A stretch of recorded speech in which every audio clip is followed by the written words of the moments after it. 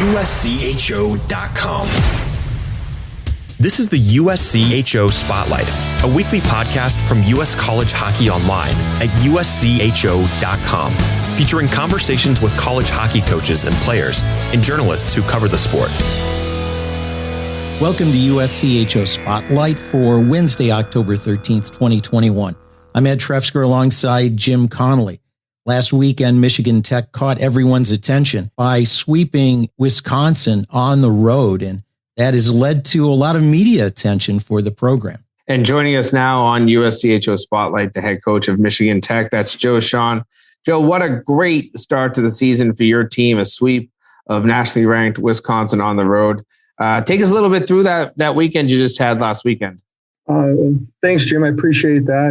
And Ed, to start out with, maybe if we're 4-10 and this series takes place in December, we don't get the attention that we're getting right now. We've been doing a number of interviews the last couple of days, but it was an outstanding start to our season. It's one that we had hoped for.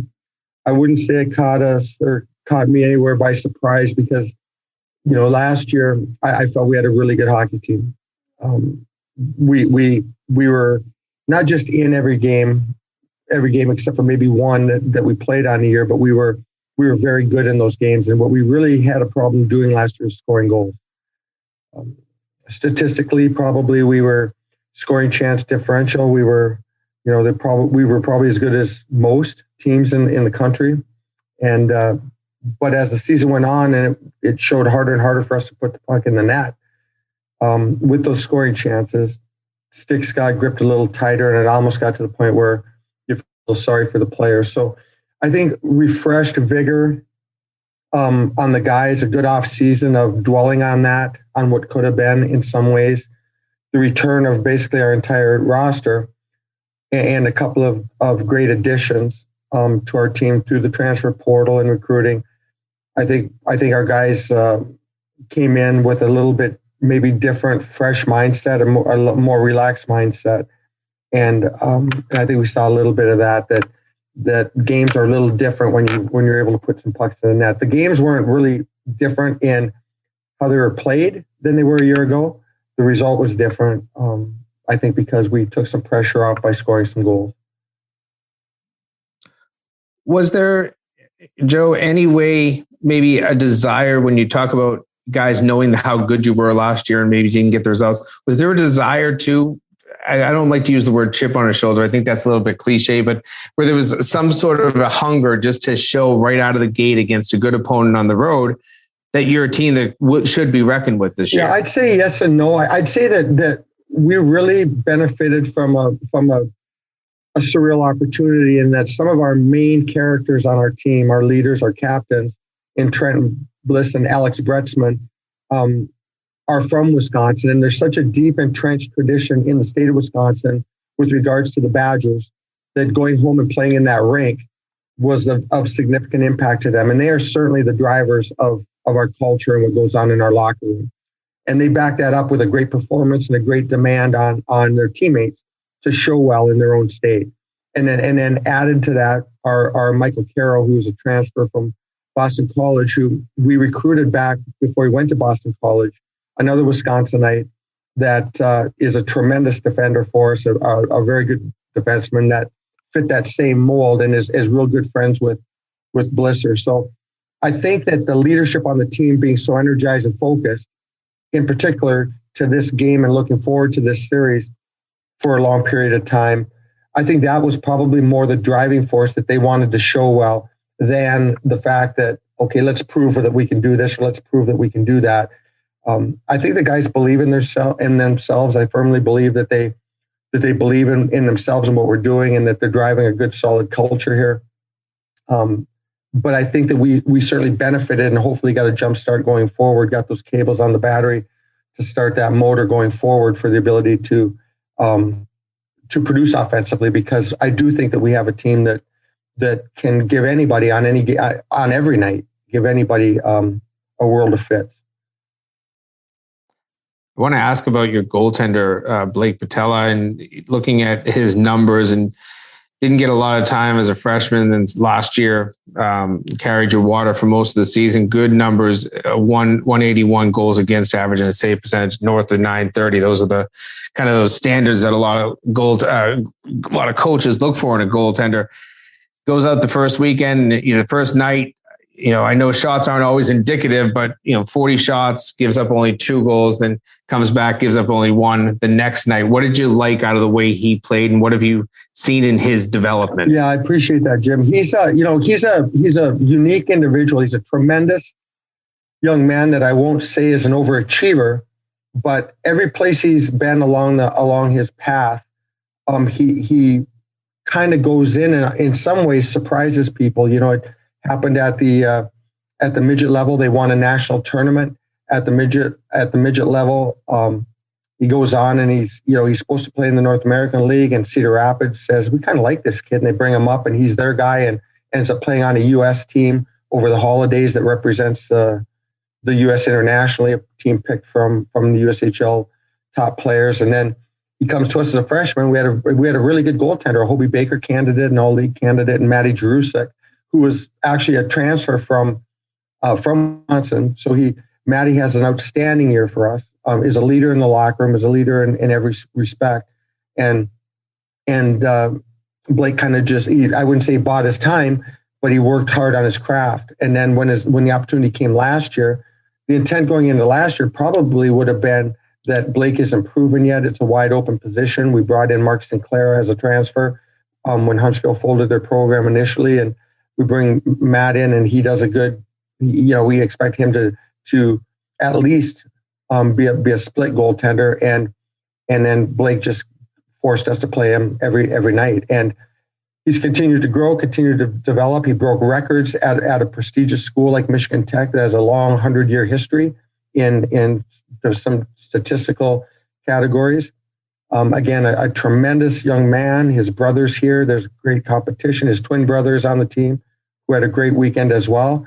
And he's been everything we could ask for. And what I'm most proud of in him last weekend is that he was out for about 12, 14 days during that shortened initial period where we are limited in our time with our group. And so he wasn't facing shots at that time. And he comes in 2 days before an exhibition game with Northern, and we get an injury to Mark Sinclair. And now, so I wasn't sure if I was going to use Blake at all, maybe for a period. We ended up playing him half of that game, and he was just okay in that effort, but he'd only been on the ice a very short time, and then lets in the goal early against Wisconsin in the first scoring chance. And then the next one, he's looking behind him. The next time Stang comes down on the wing, he's looking behind him, but then he was rock solid from that point on, not beaten by a shot. And the only goal that actually Wisconsin was able to beat him on was a weird deflection in front that went up maybe 12, 14, 16 feet in the air, and kind of no one could see it, and bounced in behind him from a point shot in front of the net. So he was rock solid, and he's been that way for us virtually on every outing. We're talking with Joe Shawhan, the head coach at Michigan Tech. You mentioned transfers a couple of times and being familiar with Michael Caro from recruiting time. How did you approach transfers in the transfer portal? We went to fit needs. We weren't looking to say, okay, we need the best player. We were looking to fit needs, and we targeted a couple of individuals within that. We knew that we needed depth at center, because in reality, a year ago when we were having trouble scoring, and we're really looking back at it, we're studying it and analyzing it, we weren't getting the production out of the center ice position. All of our strength was coming from the wing. So plays were originating from the wing. So we needed to address, we felt, that center ice position with some individuals that could attract some attention. And hopefully if we could find someone that possessed a lot of speed, and one that had a lot of size, we would go in those regards, and look for a couple. And then on defense, we played on every given night 5 right-handed defensemen. So we really felt we needed a left-handed defenseman that could come in and log minutes like we were getting out of Chris Leip and Colin Sawyer and guys like that. We felt that we needed to get a left-hand shot. So in that, when these individuals came up on the portal, we were able to pretty easily tell them where they would fit in, paint them a picture like I'm doing for you, of where they would fit in, the impact we were looking for out of them. And thus Michael Carroll, big, that I'd recruited before. He went again to Boston College. I knew of him. He had leadership qualities. He knew guys within our program from Wisconsin. So we went after him hard as that left-handed defenseman that could log minutes. That was kind of a thoroughbred. And then we were able to pick up Matt Corsia from Boston University, who was a depth player for them, fit that size strength mold that would bring attention. And he had some strength on the puck, which is something we really sought. And then we were very fortunate again to get Tyrone Bronte, originally from Australia, that had played midget hockey for a young man, Ryan Kasecki, that I'd coached for 3 years in junior hockey. He knew of him and had told us about him in the past. He ended up going to Huntsville. Huntsville folded their program. Player with speed, grit, very much, I think, probably in the lines, I would say, in the lines, probably like a Braden Point type of a player to us that control the game, can control the game in some ways when he's on the ice. He was an all WCHA all rookie last year on the all rookie team. So we were able to get him, and he has that pushback speed that we were looking for up the middle and the ability to draw coverage and generate offense through the middle of the ice. And he's proven to be everything that we've asked for. So all these players in the early going have been significant for us, and we anticipate that that'll maintain the same structure moving forward. More with Michigan Tech's Joe Shawhan in a moment. This is the USCHO Spotlight, a weekly podcast from US College Hockey Online.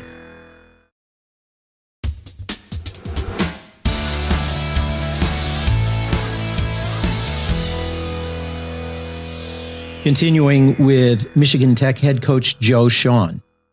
In future years, if the NCAA decides to keep that one-time transfer without having to sit out a year, and certainly there are going to be a couple more years of fifth-year players, would you be in favor of that on a longer-term basis? And kind of alongside that, what kind of things are benefits of that for coaches and players? You kind of outlined some that have worked for your team, but what would be the benefits if that were to keep going?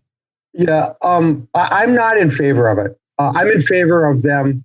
They kind of went in my opinion, on the transfer portal in an all for nothing deal. If you recall, they went from, at one point, there were ways that you could allow a non-fit to transfer and grant a player like that a release by taking his aid or having a mutual decision of you're basically cutting the player. You have no more room for that player on your roster. And with a written release, that player could then do what he's doing now, which was more of an agreed upon type of thing.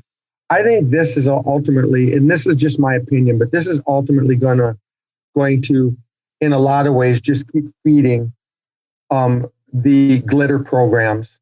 Now, there's another side of it, and I'd have to have that thoroughly explained to me where, well, the player should have his right. The coaches always have their rights to do this and do that, but coaches are bound by contracts. You know what I mean?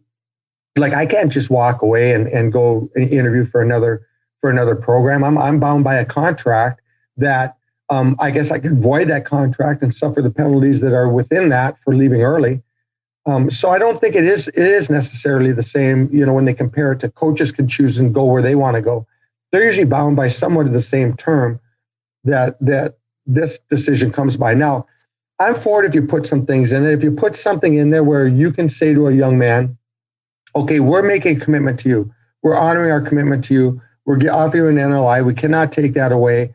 We want you to make a commitment to us that you'll sign this and you're not going to seek the transfer portal.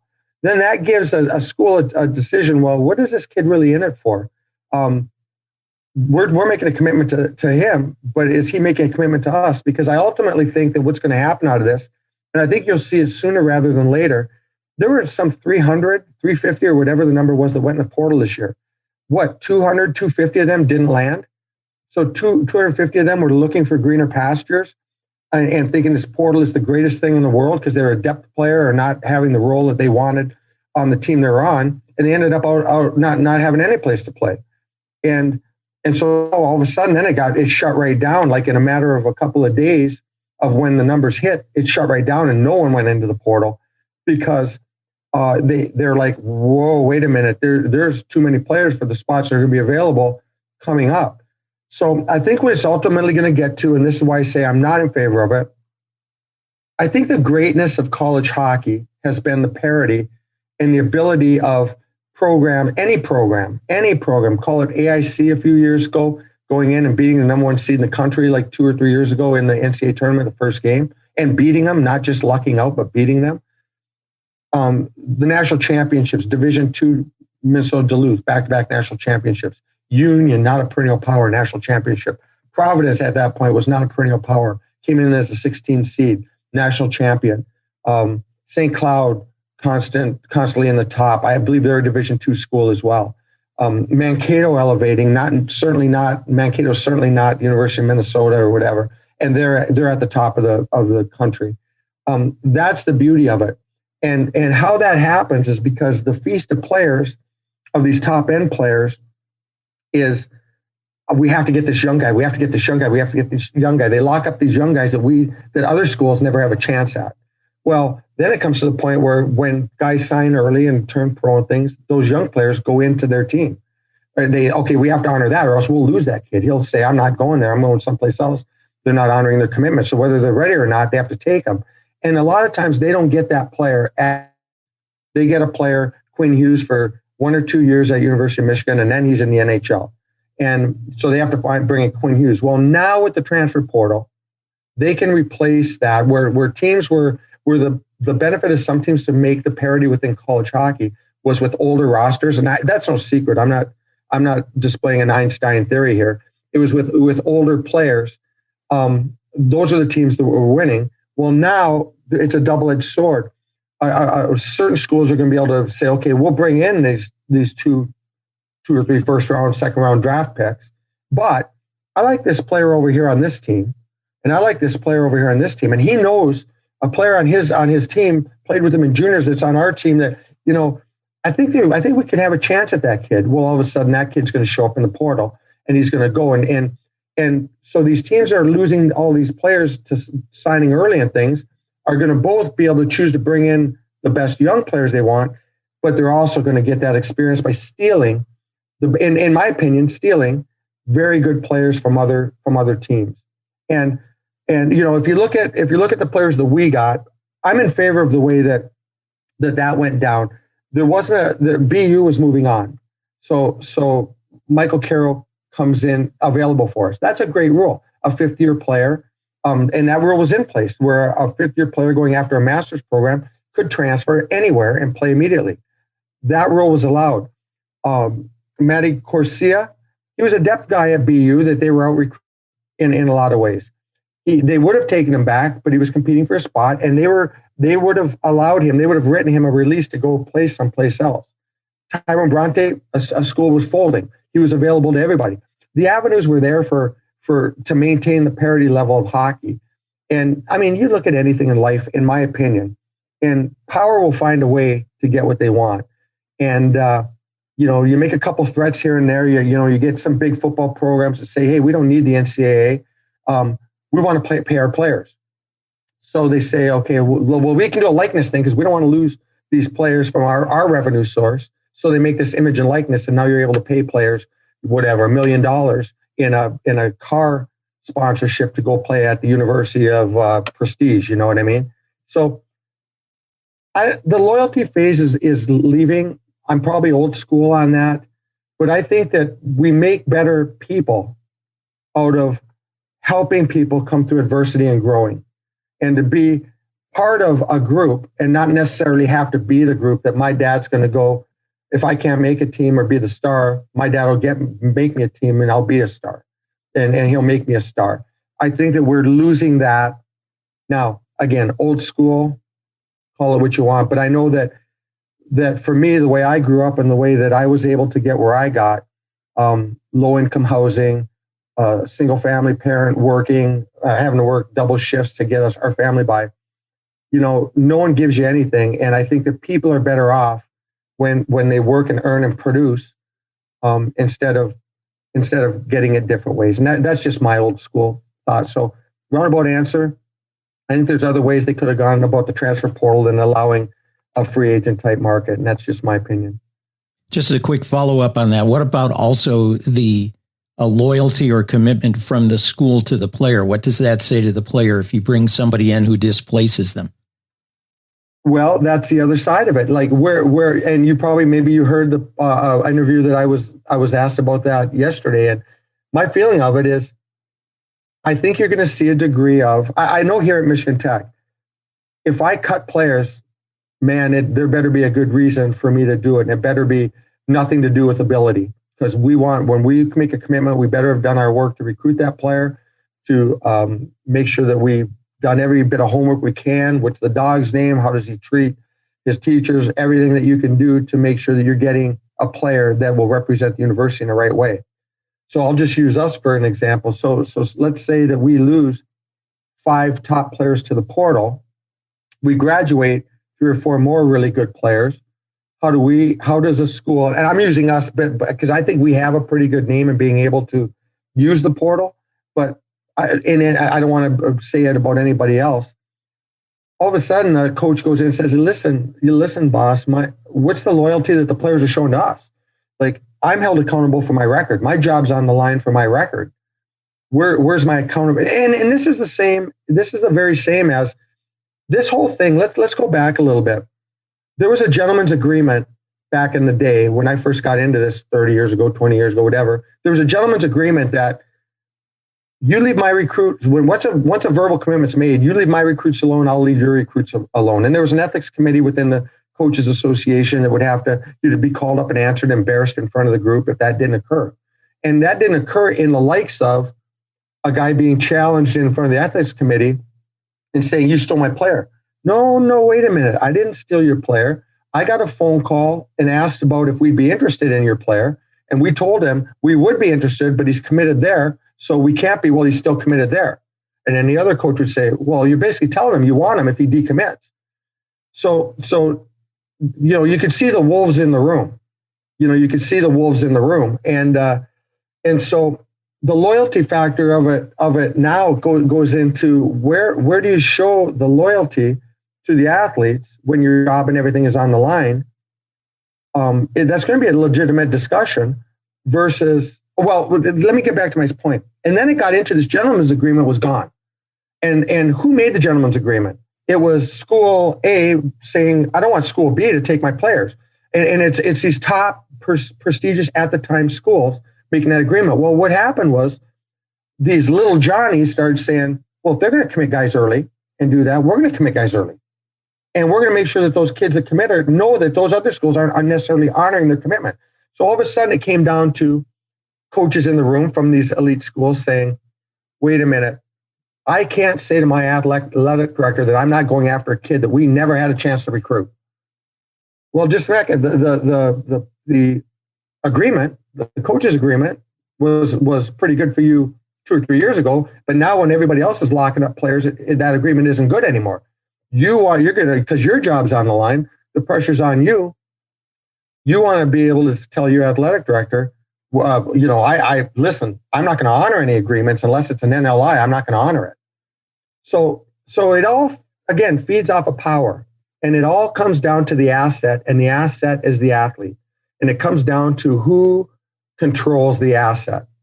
And you'll continue to see, as long as people have power, rules implemented to create distance in between those that have power to control the assets and those who don't.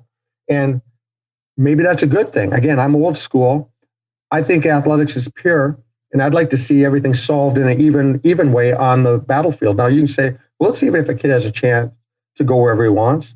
Yeah, I guess it is, but they're getting a $50,000, $60,000 education guaranteed to them.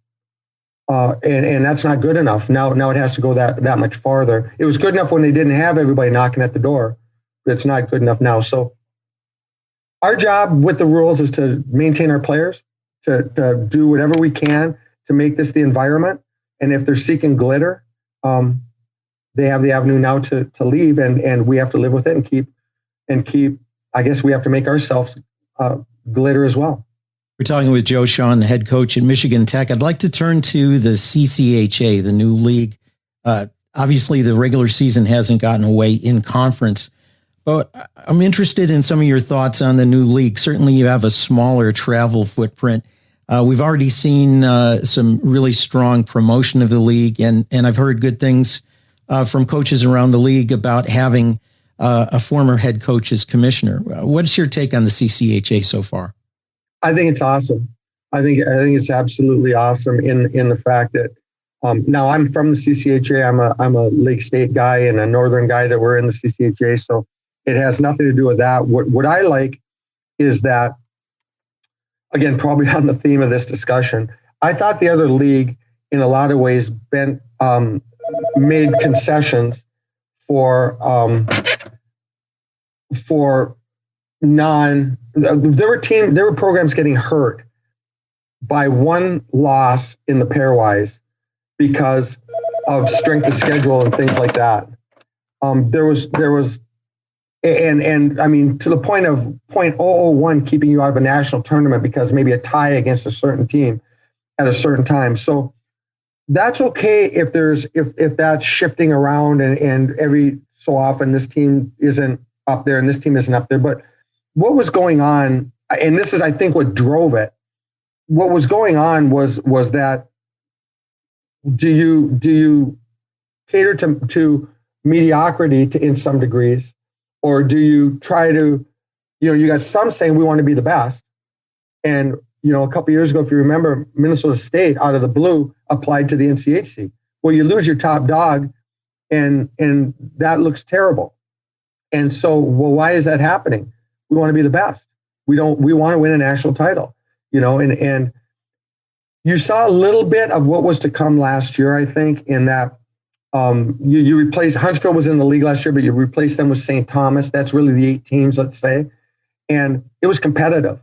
And there was no out of conference games. So it was just basing the in day-to-day competition level of these teams that were trying to drive a good product.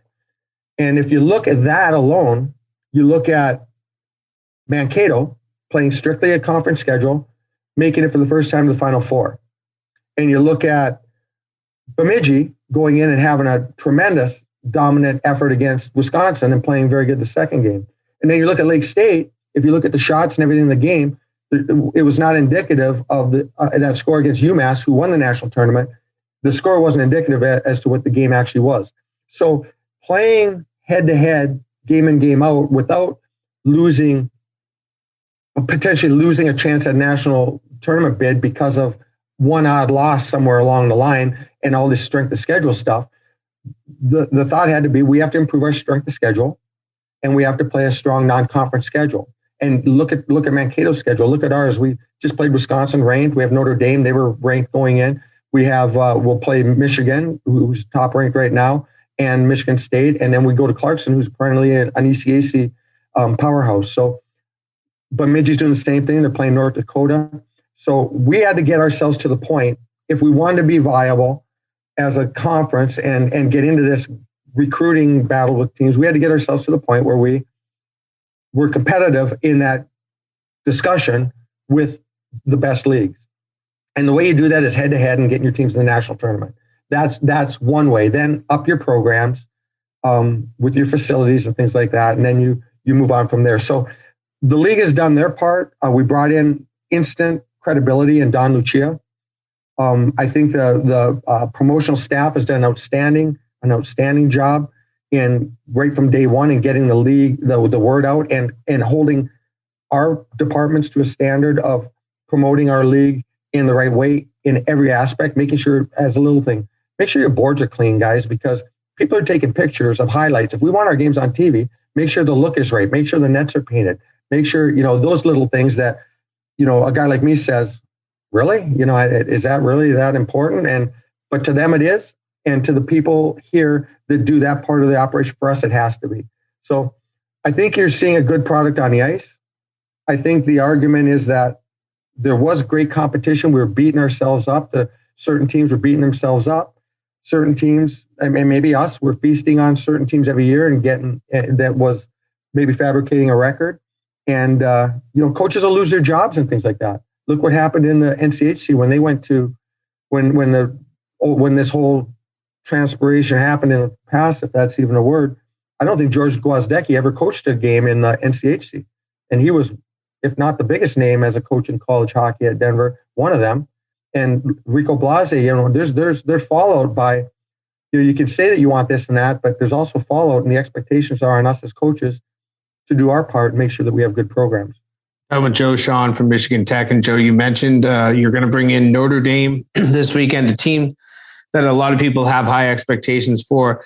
A little bit about Notre Dame, if you don't mind, but even more importantly, what's it going to be like to be back in Houghton with fans in your building in a different atmosphere than you certainly had last year? Well, that's a great point, Jim. We had a couple of weeks ago. We were able to schedule the NCAA granted exhibition game. So we played Northern. They're quick jaunt up the road. They wanted to come over here so that we could return a trip to there because they weren't ready to promote the game in the way it needed to. So we quickly promoted, put it together, and it was a full house. And some of our players had never seen and felt what the energy in our building is like. Like, you couldn't build the MAC again. Codes wouldn't let you build those people right on top of the building. The stair, the steepness of the stairs and things like that. It was energetic. Our student group the Misfits were tremendous. The pep band was tremendous. It was a great night. And if you look at, we're always selected as one of the top venues for hockey in the country, or in North America. Actually, we're always up there with the North Dakotas and those because of the environment that we have. So it's going to be great. I talked to the ticket office today. Friday's already done, so that'll be a full house. And the development program on Saturday has limited tickets still available. So our guys are seeing even our sophomores are seeing what they never saw before, which is the passion for hockey here in our area. And that's a great thing. That's our sell to our players to make them stay here, because a lot of them probably the winter might get a little long, but when you're looking forward to those Friday and Saturday games, it makes it a whole lot different. Well, it should be great hockey this weekend, great hockey throughout the season in the CCHA and certainly at Michigan Tech. And Joe Shawhan, we appreciate your time. You're an impassioned head coach, and that's one thing we really appreciate in this game. So appreciate your time today, and we'll hopefully check in with you down the line this season. Great. Thanks a lot, guys. It's great to see you. That's Michigan Tech head coach Joe Shawhan. Jim, I really enjoyed Joe's frankness and the depth of thought he's put into some of these things, particularly around the transfer area. And I suspect there are a lot of coaches out there who would like to express those opinions, but maybe are not as forthright. I agree with you. And listen, his passion was real, and for a good reason. You work very hard, and he's done a nice job up in Houghton of building this program in just a short period of time, and continued success every year. They're always in the conversation for the NCAA tournament. They always seem to be in the standings in the WCHA. I'm sure this year CCHA, they'll be right at the top. And when you build stuff like that, and then to maybe have one kid get a buzz in his ear from his agent or his parents or a friend saying, "Hey, why don't you come over here?" And to know that there's no penalty for that. I remember having such deep concern when the transfer rule was approved by the NCAA. And it's the fact is this: you didn't have to sit out in almost any sport in any school, except for a few unique sports: hockey, men's and women's basketball, football. There were certain schools, and even then there were tons of waivers being given and all that stuff. So I had talked to enough people around the game, and they had kind of convinced me, well, this is just good for good for sports, good for the athlete. But then you do hear it from a coach at a smaller school with somewhat limited resources, but that know how to build their programs. Joe Shawhan's no rookie. He's been around for more than 30 years in the college game, and mostly as an assistant, but he's done a great job learning and understanding how to build a program.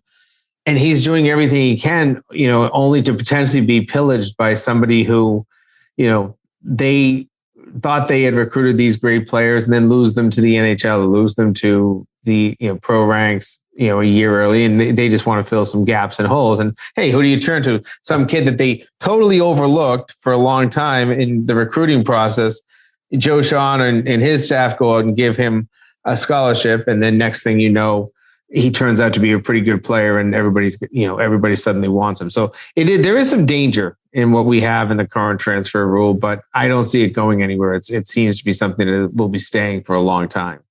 His opinion on the new CCHA echoed that of what we heard from Minnesota State head coach Mike Hastings last week. But what was interesting to me was talking about how having a more competitive conference top to bottom makes a bit of a difference when it comes to the pairwise and at-large selections. If you have teams that are not competitive out of conference, it drags the whole conference down.